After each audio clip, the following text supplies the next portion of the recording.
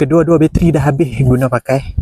Boleh guna sampai sejam, bergantung kepada keadaan rumput dan juga cara kita guna mesin rumput ni lah. Agak lama juga. Cuma yang pelik, saya guna mata pisau yang plastik tu, bateri dia cepat habis. Tapi bila saya guna mata pisau yang besi macam ni, bateri dia lambat habis. Saya pun pelik. Kalau nak bagus, guna mata pisau yang besi macam ni lah. Ataupun nak guna mata piring bulat macam ni, sesuai untuk rumput-rumput lalang, rumput-rumput tebal, boleh guna. Untuk saya setakat rumput kecil-kecil ni, boleh guna mata pisau besi macam ni pun dah okey dah.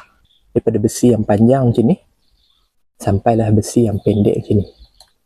Jangan tiru cara saya guna. Guna lebih berhati-hati, lebih bijak, supaya mata pisau macam ni lebih tahan lama lah. Kalau saya guna macam ni, 10 mata pisau pun cepat habis. Tengok daripada panjang ni, sampailah ke pendek macam ni. Gunalah dengan berhati-hati dan juga berhemah, supaya boleh jimatkan mata pisau yang macam ni. Okay, itu saja untuk video kali ni. Terima kasih menonton. Jumpa lagi video seterusnya. Bye-bye.